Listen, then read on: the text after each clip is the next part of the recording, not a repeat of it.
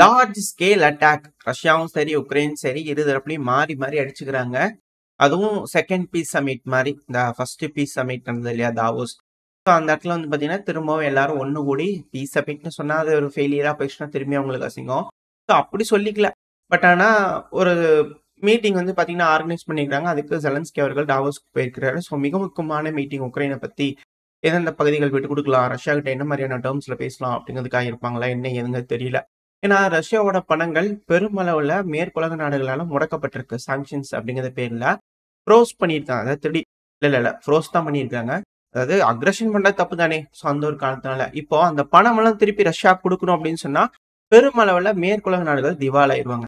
Russia தோத்து போயிருவாங்க. இந்த பணத்தெல்லாம் ரெபரேஷன்ஸா வச்சுக்கலாம் நம்மளே அப்படின்னு போல யோசிச்சிருப்பாங்களே என்னமோ. இப்போ என்ன பண்றது, ஜெயிக்கிற மாதிரி இருக்கிறாங்களே, ரஷ்யா தோக்குற மாதிரி தெரியலையே, என்ன நடக்கும் அப்படிங்கிறது போல தெரியல.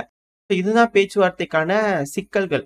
மேற்குலக நாடுகள் ரஷ்யா கூட மோதல் போக்கா இருக்கிறதுக்கான காரணமும் இந்த பணம் தான் அப்படிங்கிறது போல புரிஞ்சுக்க முடியுது. ஒன்ஸ் இந்த பிரச்சனை முடிஞ்சிச்சுன்னா பணம் கொடுக்கணும் ரஷ்யாவுக்கு. என்ன காரணம் சொல்லி பிடிச்சி வச்சிருப்பாங்க. ஏன்னா அதுக்கப்புறம் பிடிச்சி வச்சிருந்தாங்க அப்படின்னா உலக நாடுகள்ல பெருமளவுல ஈரோலையோ இல்ல அமெரிக்காவோட டாலர்லயோ வந்து பார்த்தீங்கன்னா வர்த்தகம் பண்ண மாட்டாங்க, ரிசோர்ஸ்லாம் வச்சுக்க மாட்டாங்க. அது என்னைக்கான சிக்கல் தான். ஸோ அந்த காரணத்தினால திருட்டு அப்படிங்கும்போது அது எப்படி அப்படிங்கிறது போலதான் இருக்கு. ஏன்னா ரஷ்யா மக்களோட பணம், ரஷ்யா அதிபரான விளாடிமிர் புட்டின் அவர்களோட பணம்னா யாரும் கேட்க மாட்டாங்க. ரஷ்யா மக்களோட பணம். ஸோ அதுதான் இங்க இருக்கக்கூடிய கேள்வி. பார்ப்போம் என்ன நடக்க போகுது. சாங்ஷன்ஸ் எல்லாம் முடிச்சிட்டாங்க அப்படின்னா அந்த பணத்தெல்லாம் ரஷ்யாவுக்கு தருவாங்களா, இல்ல ரஷ்யா அதை காம்ப்ரமைஸ் பண்ண வேண்டியதா இருக்குமா? லேண்டுக்கு பணம் கொடுங்க, அப்ப பணம் கொடுத்து வாங்குற மாதிரி ஆயிருமா அப்படிங்கிற போல கேள்வியெல்லாம் இருக்கு இல்லையா. வெயிட் பண்ணி பார்ப்போம். ஆனா இப்ப லார்ஜ் ஸ்கேல் அட்டாக் கடைசின்னு சொல்லி மிக பெருமளவுல தாக்குதல் பண்ணிக்கிறாங்க. இது பார்க்கும்போது கடைசின்னு சொல்லி தாக்குதல் பண்றதுனால தொடக்கமா மாறிடுமா அப்படின்ற அச்சங்கள்லாம் இருக்கு. அந்த மாதிரியான தாக்குதல்கள் நடந்துட்டு இருக்கு. இப்போ உக்ரைன்ல வந்து பாத்தீங்கன்னா 131 ட்ரோன்கள் டீகாய்ஸோட சேர்த்து அனுப்பிச்சு விட்டுருக்காங்க ரஷ்ய தரப்பு வந்து. அது கூட 4 மிசைல்களை ஏவி விட்டுருக்காங்க. பல இடங்களில் தாக்குதல் நடந்திருக்கு உக்ரைன்ல. மிக முக்கியமா உக்ரைன் தரப்புல இருந்து ஹைலைட் பண்ணக்கூடிய விஷயங்கள் என்ன அப்படின்னா, உக்ரைனோட ரயில்வே இன்ஃப்ராஸ்ட்ரக்சர் மேல தாக்குதல் பண்ணிடுறாங்க. பிரிடன் ப்ரோ மேல தாக்குதல் பண்ணிக்கிறாங்க. இதனால அந்த பகுதியில் இருக்கக்கூடிய இன்ஃப்ராஸ்ட்ரக்சர்ல தாக்குதல் பண்ணிக்கிறாங்க. இதனால ரயில்வே ஒர்க்கர்ஸ் 3 நபர்கள் காயமடைஞ்சிட்டாங்க அப்படிங்கிறது போல உக்ரைன் தரப்புன்னு சொல்லிக்கிறாங்க. அது மட்டும் இல்லாம டின்ப்ரோ பெட்ரோவெஸ்க் ஒப்லாஸ்ட் இருக்கு இல்லையா, சோ அந்த பகுதியிலையும் தாக்குதல் பண்ணிக்கிறாங்க. அது வேரோஸ் இது போல பகுதியில் தாக்குதல் பண்ணதுனால மிக பெரும் சேதங்கள் மக்கள் வாழும் பகுதியில் தாக்குதல் பண்ணிக்கிறாங்க அப்படின்ற குற்றச்சாட்டுகள் உக்ரைன் தரப்பு இருந்து இருக்கு. உக்ரைன் வந்து பாத்தீங்கன்னா ரஷ்யாக்குள்ளேயே ஒரு மேசிவான அட்டாக் பண்ணிக்கிறாங்க. அதுவும் ரஷ்யால இருக்கக்கூடிய ஸ்மலன்ஸ்க்ல இருக்கக்கூடிய ஸ்மலன்ஸ்க் ஏர் பிளான்ட் மேல வந்து பாத்தீங்கன்னா தாக்குதல் பண்ணிக்கிறாங்க. இந்த ஏர் பிளான்ட்ல தாக்குதல் பண்ணதுனால Su-25 ரக விமானங்கள் இருக்கு இல்லையா, ஸோ அந்த தாக்குதல் அப்படிங்கிற சொல்லியிருக்கிறாங்க. நம்ம ஆல்ரெடி பார்த்துருந்தோம் இல்லையா, ஸோ அதே போலதான் மேபி இது வேற பிளான்ட்டா அப்படின்ற கேள்விகள்லாம் இருக்கு. ஸோ வெயிட் பண்ணி தான் பார்க்கணும். வீடியோ பதிவுகள் வந்துச்சுன்னா அடுத்து கன்ஃபார்ம் பண்ண ஆரம்பிச்சிடலாம். இப்போ இது மட்டும் கிடையாது, ஒரான்ஸ் ஆப்லாஸ்ட்ல திரும்ப ஒரு தாக்குதல் நடந்திருக்கு அப்படிங்கிற சொல்றாங்க. அது இரு தரப்புலையும் நம்ம அப்டேட் கிடைக்க திரும்ப தாக்குதல் பண்ணிடுறாங்க. அதனால ஃபர்ஸ்ட் ஸ்டேக்கா செகண்ட் ஸ்டேக்கா அப்படிங்கிறது போல கன்ஃபியூஷன்ஸ் இருக்கு.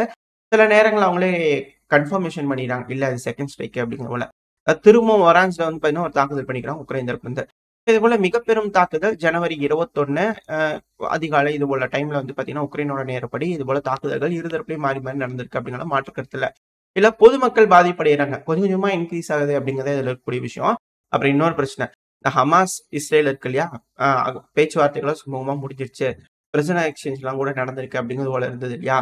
இதுல திரும்ப ஒரு ட்விஸ்ட் வர மாதிரி இருக்கு. என்ன அப்படின்னா, கடைசி நிமிஷத்துல இஸ்ரேல் வந்து பாத்தீங்கன்னா ஜெனின்ல வந்து பாத்தீங்கன்னா இப்ப ரைடு பண்ணிட்டு இருக்காங்க. சோ இந்த ஒரு காரணத்தால ஹமாஸ் தரப்புல இருந்து இங்க பாருங்க சீஸ்ஃபயர் வந்து பாத்தீங்கன்னா அப்புறம் திரும்பவும் மீற மாதிரி ஆயிரும், அப்புறம் கேன்சல் ஆகி போயிரும் பாத்துக்கங்க அப்படிங்கிற மிரட்டுற மாதிரிலாம் இருக்கு. இதனால இஸ்ரேலுக்கு அழுத்தங்கள் கிடைக்குமா, இல்ல இஸ்ரேலுக்கு அமெரிக்க தரப்புல இருந்து அழுத்தங்கள் வருமா, இல்ல பரவாயில்ல ரொம்ப பிரச்சனையா இருக்கு, நம்மளுக்கு தலைகுனிவா இருக்கு, அதனால வந்து பண்ணிடலாமா அப்படிங்கிறது போல பண்ண வைக்கணும். திரும்ப ஹமாஸ் வந்து ஏதோ ஒண்ணு செய்ய வைக்கணும், சீஸ்ஃபயர் போட்டாலும் ஒரு அட்டாக் பண்ண வைக்கணும். ஏன்னா இப்போ பெருமளவுல எல்லாம் வெளியே வந்து ஜாலியா வளர்த்திட்டாங்க, அவங்களோட இருப்பிடங்கள்லாம் பெருமளவுல தெரிஞ்சிடும். இதனால வந்து திரும்பியும் ஏதோ ஸ்ட்ரைக் பண்றதுக்கா ஏதோ ஒண்ணு பண்றாங்களா, என்ன எதுங்க தெரியலன்னு பல அனலிஸ்ட் பல கோணங்கள்ல யோசிச்சுட்டு இருக்காங்க. என்ன எதுங்க தெரியல, வெயிட் பண்ணி பார்ப்போம். ஜெனின்ல ஒரு ரைடு இஸ்ரேல் தரப்புல இருந்து பண்ணிக்கிறாங்க. இது மீறல், சீஸ்ஃபயர் மீறல் அப்படின்னு ஹமாஸ் தரப்புல இருந்து கண்டனங்கள் வந்திருக்கு. இது எப்படி இஸ்ரேல் ஹேண்டில் பண்ண போறாங்க, உலக நாடுகள் அமெரிக்கா இதெல்லாம் எப்படி ஹேண்டில் பண்ண போறாங்க அப்படிங்கிறது பார்த்தோம்னா, திரும்ப அவங்க பிரச்சனை வந்துச்சுன்னா இது என்னப்பா முடியவே இல்லையா அப்படிங்கிற ஒரு கேள்வியா இருக்கும் இல்லையா. ஸோ அந்த ஒரு காரணத்தினால தான். ஸோ வெயிட் பண்ணி பார்ப்போம். ட்ரம்ப் அவர்கள் வந்துட்டாரு. இப்போ என்ன மாதிரியான நிலவரம் களத்துல மாறப்போகுது அப்படிங்கிறதெல்லாம் பார்த்துடலாம். அடுத்தது அர்மேனியாவோட ஃபாரின் மினிஸ்டரான மிர்சோயன் அவர்கள் ரஷ்யாவோட மாஸ்குக்கு வந்திருக்காரு. எதுக்காகனா ரஷ்யாவோட ஃபாரின் மினிஸ்டரான லவ்ரவ் அவர்களை பார்க்கறதுக்காக. சமீபத்துல அர்மேனியாக்கும், அமெரிக்காக்கும் பைலேட்டரல் உறவுகள் மேம்படுத்துறதுக்காக செக்யூரிட்டி அக்ரீமெண்ட் கேரண்டிஸ்லாம் சைன் பண்ணியிருந்தாங்க. சில அ அக்ரீமெண்ட்ஸ்ல கையெழுத்திட்டு இருந்தாங்க. அது ரொம்ப அளவுல டிஸ்டர்ப் பண்ணிடுச்சா ரஷ்யாக்கு அப்படின்ற கேள்விகள் இருக்கு. ஸோ அந்த ஒரு காரணத்தால புட்டின் அவர்கள் டைரக்ட்டா கூப்பிட்டு பேசினாரு. இப்போ திரும்பவும் இங்கேருந்து ஃபாரின் மினிஸ்டர் ரஷ்யாக்கு போறாங்க. அது இரு நாடுகளும் இணைஞ்சு இருக்கக்கூடிய எக்கனாமிக் ஃபோரம், யூரோஷியன் எக்கனாமிக் ஃபோரம் இருக்கு இல்லையா? ஸோ அது பல அமைப்புகள்ல சார்ந்து இருக்கக்கூடிய சில முக்கியமான விஷயங்கள நாங்க பேசப் போறோம். 2வது காக்காசஸ் பகுதியில திரும்பவும் ஸ்டெபிலிட்டி கொண்டு வரணுன்றதுக்காக முடிஞ்ச வரைக்கும் முயற்சி எடுக்கப் போறோம் அப்படிங்கிறத பத்திலாம் பேசியிருக்காங்க. என்ன நடக்கப் போகுது இந்த காக்கசஸ்ல? அர்மேனியா என்ன மாரியான முடிவுகள் எடுத்திருக்காங்க? என்ன உறவுகள் அமெரிக்காவோட மலர்ந்திருக்கு அப்படிங்கறதெல்லாம் டீட்டெயில்டா பேசி தெரிஞ்சுக்கிறதுக்காக ரஷ்யா வந்து கூப்பிடுறாங்களா? இன்னும் எதுங்க தெரியல.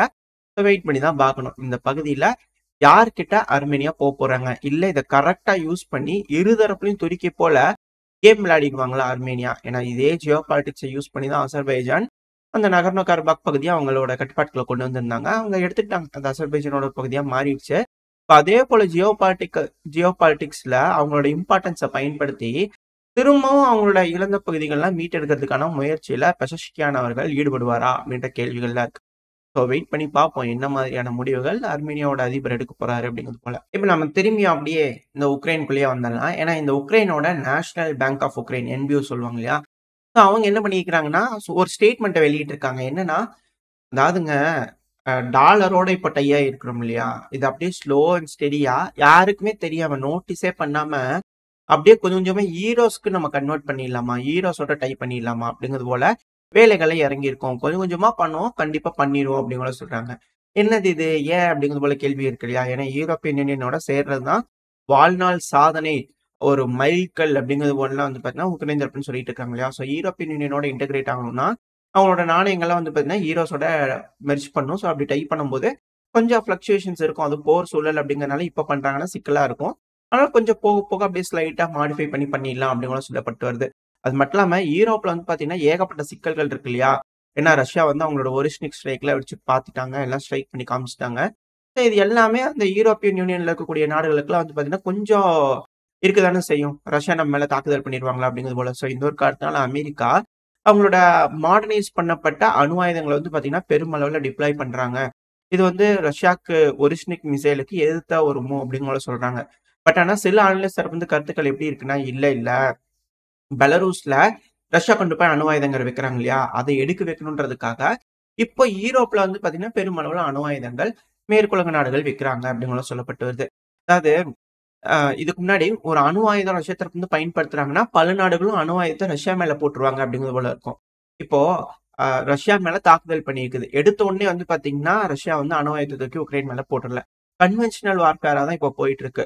இப்போ அணு ஆயுதம் போட்டு தோற்கடிக்கணும் அப்படிங்கிற போல சூழல் வரல. அது இருப்புக்கு பிரச்சனை அப்படின்னா தான் யாரா இருந்தாலும் யூஸ் பண்ணுவாங்க அணு ஆயுதத்த பெரும்பாலான. சும்மா பிரச்சனைன்னு வந்த உடனே எடுத்துட்டுலாம் வீசிற மாட்டாங்க. அதுபோல அலோவ் பண்ண மாட்டாங்க. மத்த நாடுகள் அதுக்கு அக்செப்ட் பண்ணிக்க மாட்டாங்க. விளைவுகள் வேற மாரி இருக்கும். ஸோ இப்போ பெலரூஸ்ல இருந்து அணு ஆயுதம் டிப்ளாய் பண்ணிக்கிறது எடுக்க வைக்கிறதுக்கு தான் இது ஒரு மூவா இருக்குமே தவிர, அந்த ஹைப்பர்சோனிக் மிசைல் அந்த ஒரிஸ்டிக் மிசைல் இருக்கு இல்லையா? அதுக்கு அ அத ரிமூவ் பண்ண வைக்கணும். அத வந்து இதுக்கு மேல டெவலப் பண்ண வைக்கக்கூடாது. அது போல அக்ரீமெண்ட்ல ஆல்ரெடி ஸ்டார்ட் டேட் எல்லாம் போடுவாங்களே, அது போல பண்ணணும்னா, அமெரிக்கா கிட்டயும் அது போல ஒரு டெக்னாலஜி வேணும். அவங்களும் அது போல செய்யணும். செஞ்சா தான் இது போல வேலைகள்லாம் இருக்கும் அப்படின்னுலாம் சொல்லப்பட்டு வருது. நடக்குமா? என்ன ஏதுங்கலாம் தெரியல. இப்ப ட்ரம்ப் அவர்கள் என்ன சொல்லியிருக்கிறாரு? நம்ம மார்ச்ல வந்து கால பதிப்போம், கொடிய பறக்க வைப்போம் அப்படிங்கிறதெல்லாம் சொல்லியிருக்கிறாரு. 2வது அமெரிக்கா நினைச்சா எல்லாமே செய்ய முடியும் அப்படிங்கிறது போல ஸ்டேட்மெண்ட்ஸ்லாம் அமெரிக்கா கிட்ட இருந்திருக்கு. அமெரிக்காவோட பொற்காலம் அப்படிங்கிறதெல்லாம் சொல்லிக்கிறாங்க இல்லையா? அது மட்டும் இல்லாம, இப்ப அமெரிக்கா வந்து பார்த்தீங்கன்னா, அடுத்தடுத்த கட்ட வளர்ச்சியில தொழில்நுட்பத்துல போயிட்டே இருக்கணும். ஏஐ, ஆயுதங்கள் இது போல விஷயங்கள. இப்ப அவங்க பின்தங்கி இருக்கிற மாரி தெரியுது. அத ரஷ்யாவும், சீனாவும் டேக் ஓவர் பண்ற மாரி இருக்கு இல்லையா? அதுக்கு இறங்குவாங்களா பெருமளவுல அப்படிங்கிற கேள்விகள் இருக்கு. அது மட்டும் இல்லாம பேஸ்லயும் திரும்ப அவங்க பெருமளவுல வளர்ச்சி அடையணும் அப்படிங்கிறதுக்காக இந்த மார்ச்ல வந்து பாத்தீங்கன்னா கொடி பறக்க இருக்குது. இதுல வந்து இந்த ட்ரம்ப் அவர்கள் பதவி ஏற்கிறதுக்கு முன்னாடி எலான் மஸ்க் அவர்களோட ஸ்டார்ஷிப் வந்து பாத்தீங்கன்னா டேக் ஆஃப் ஆச்சு. திரும்ப அது ஃபெயிலியர் ஆயிடுச்சு. அது வெடிச்சு சிதறினது வந்து பாத்தீங்கன்னா பெருமளவுல வைரல் ஆயிட்டு இருந்தது. சில வீடியோ பதிவுகளோட இருக்கும். அது வந்து இன்வெஸ்டிகேட் பண்றாங்க. அதுக்கப்புறம் அது ஏன் நடந்தது அப்படிங்கிறதெல்லாம் பண்ணி ரெடி பண்ணலாம். இந்த ஸ்டார்ஷிப் பிளான எப்படியாவது வந்து பார்த்தீங்கன்னா, நம்ம சக்சஸ் பண்ணி ஆகணும் அப்படிங்கிற நடவடிக்கையில இதுக்கப்புறம் ட்ரம்ப் அவர்கள், அந்த டீம் எலான் மஸ்க் அவர்கள் இவங்கலாம் இறங்குவாங்க. பெருமளவுல இன்வெஸ்ட் பண்ணி அ பண்ணுவாங்க அப்படிங்கிறனால புரிஞ்சுக்க முடியுது. ஏன்னா, இதுக்கப்புறம் அதுதான் இருக்க போகுது. தொழில்நுட்பத்துல சிறந்து விளங்குறதுக்கான ரேஸ் வந்து பார்த்தீங்கன்னா, இந்த உலகத்துல இருக்கு அப்படிங்கிறதுல மாற்று கருத்தே இல்ல. திரும்பவும் அந்த கோல்டு வார்ல வந்து பாத்தீங்கன்னா, யாரு பெருசு அப்படின்னு காட்டுறதுக்கான ஒரு ரேஸ் மிக பெருமளவுல ஆரம்பிக்க போகுது. இதுக்கப்புறம் தான் மிக பெரும் பிரளயமே வெடிக்கும் அப்படின்னு சொல்லப்பட்டு வருது. வெயிட் பண்ணி பார்ப்போம். இப்ப அமெரிக்கா இந்த மாதிரி இன்வெஸ்டிகேஷன்லாம் முடிச்சு, அந்த ஸ்டார்ஷிப் என்னதான் வந்து ஃபெயிலியர் ஆயிருந்தாலும், அதோட ராக்கெட்ட லான்ச் பண்ணி இந்த பூஸ்டர்ஸ அத சக்சஸ்ஃபுல்லா வந்து பார்த்தீங்கன்னா, ரீலேண்ட் ஆயிருக்கு. அத வந்து கேப்சர் பண்ணியிருக்காங்க. இது ஒரு சைடு அது சக்சஸாவே இருந்தாலும், அது ரெகுலரா பண்றது தான். இந்த பூஸ்டர்ஸ்லாம் ஏவி விட்டதுக்கு அப்புறம் வந்து பார்த்தீங்கன்னா, அத திரும்பி கேட்ச் பண்றது அப்படிங்கிறது சக்சஸ் ஆயிட்டே தான் இருக்கு. தொடர்ந்து எலான் மஸ்க் அவர்களுக்கு. ஆனா அந்த ஸ்டார்ஷிப் வந்து பார்த்தீங்கன்னா, கொஞ்சம் பெருமளவுல கை கொடுக்க மாட்டேங்குது. ஸோ அந்த ப்ராஜெக்ட் அவங்களுக்கு சக்சஸ் ஆச்சுன்னா, மேபி மார்ஸ் மிஷன் டூ மார்ஸ்ங்கிறது ரொம்ப ஈஸியா இருக்கும் அப்படிங்கிறதும் சொல்லப்பட்டு வருது. ஸோ வெயிட் பண்ணி பார்ப்போம். அமெரிக்கா எந்த மாதிரியான தொழில்நுட்ப வளர்ச்சி அடைய போறாங்க இதுக்கு மேல அப்படிங்கிறது போலாம். அடுத்த ஒரு மிக முக்கியமான விஷயம் என்னன்னா, ஃப்ரீடம் ஆஃப் ஸ்பீச். இத திரும்பவும் ட்ரம்ப் அவர்களும் சொல்லியிருக்காரு. இதுக்கு முன்னாடி கொஞ்சம் சிக்கலா இருந்தது இல்லையா? அதெல்லாம் திரும்பவும் நம்ம ஃபாலோ பண்ண போறோம் அப்படிங்கிறத சொல்லிக்கிறாங்க. ஃப்ரீடம் ஆஃப் ஸ்பீச்க்கு. அது இதுக்கு முன்னாடி இருந்த பைடன் அரசாங்கம். அதாவது ஒருத்தங்க கேள்வி கேட்கறாங்க, பிரஸ் ரிப்போர்ட்டர்ஸ் கேள்வி கேட்கறாங்கன்னா, எப்படி ஃப்ரீடம் ஆஃப் ஸ்பீச் அமெரிக்கால இருந்திருக்கு அப்படிங்கிறத இந்த வீடியோ பதிவுனால பார்த்துக்க முடியுது. அதாவது அந்த பதிவு பார்க்கும்போது தெரியுது, பிளிங்கன் அவர்கள் பேசிட்டு இருக்காரு. மேத்யூ மில்லர் அவர்கள் வந்து பார்த்தீங்கன்னா, அந்த நபர கொஞ்சம் கூட்டிட்டு போங்க சார் போலீஸ்காரர் அப்படிங்கிறது போல அவர் வந்து கூப்பிடுறது வந்து நல்லாவே தெரியுது. ஸோ எந்த அளவுக்கு ஃப்ரீடம் ஆஃப் ஸ்பீச் அப்படிங்கிறது வந்து பார்த்தீங்கன்னா, நம்மளால புரிஞ்சுக்க முடியுது. அதாவது அவங்க நினைச்சாங்க அப்படின்னா, ஒரு அதிபர் வராங்க அப்படின்னா, அவங்க நினைக்கிறத செய்யும்போது சில பல சிக்கல்கள் வருதுன்னா, ஃப்ரீடம் ஆஃப் ஸ்பீச் வந்து பார்த்தீங்கன்னா, டகக்குன்னு சிசர் வச்சு கட் பண்ணிக்கலாம். இப்ப வேறொரு அதிபர் வந்து, அந்த அதிபர் செய்யறதெல்லாம் வந்து பார்த்தீங்கன்னா அழிச்சுட்டு, நாங்க சொல்றதுதான் ஃப்ரீடம் ஆஃப் ஸ்பீச். இத ஃபாலோ பண்ணுங்க எல்லாரும் அப்படின்னா, எல்லாரும் ஃபாலோ பண்ணுவான் அப்படிங்கிற போல கொந்தளிப்புகள் பல அனலிஸ்ட் வந்து இருக்கு. இப்ப பார்ப்போம் இந்த ஃப்ரீடம் ஆஃப் ஸ்பீச்ங்கிறது உண்மையாலுமே இருக்குமா? இல்ல எலான் மஸ்க் அவர்கள் இந்த ட்விட்டர் மூலியமா தெரிய வைக்கிறார் இல்லையா? அவர் சொல்றதுதான் உண்மை. மத்தவங்களதெல்லாம் இல்ல அப்படிங்கிறது போல ஒரு விஷயங்கள்லாம் நடந்துட்டு இருக்கு இல்லையா அமெரிக்கால. ஸோ அது போல விஷயங்கள்லாம் இருக்கா அப்படிங்கிறது போல இருக்கு. அதாவது அமெரிக்கா சட்டதிட்டங்களுக்கு உட்பட்டு அமெரிக்கர்கள் சொல்லுவது சரியா இல்லையா அப்படிங்கிறது இருந்துன்னா பரவாயில்ல. மத்த நாடுகளோட அதிபர்கள் சொல்லும் போதும் அதுக்கு கீழ வந்து பாத்தீங்கன்னா, இல்ல இது பொய் அப்படிங்கிறது போல சொல்றது வந்து அது எப்படி அந்த நாட்டுக்கு அந்த நாடு தானே இதா இருக்கும். அது எப்படி அப்படிங்கிற போல கேள்விகள்லாம் வருது. பார்ப்போம். என்ன மாதிரியான ஃப்ரீடம் ஆஃப் ஸ்பீச்ச இந்த உலகத்துக்கு அமெரிக்க தரப்புல இருந்து சொல்லிக் கொடுக்க போறாங்க அப்படிங்கிறது பண்ணலாம். ஓரளவுக்கு தகவல்கள் வந்து பாத்தீங்கன்னா, இந்த பதிவில் நம்ம பார்த்திருப்போம். இதோட இந்த பதிவை நான் முடிச்சுக்கலாம். இந்த பதிவு நல்லா இருக்கும்னு நம்பிக்கையில அடுத்த பதிவு சந்திக்கலாம். அது வரைக்கும் ஸ்டே சேஃப். பாய்.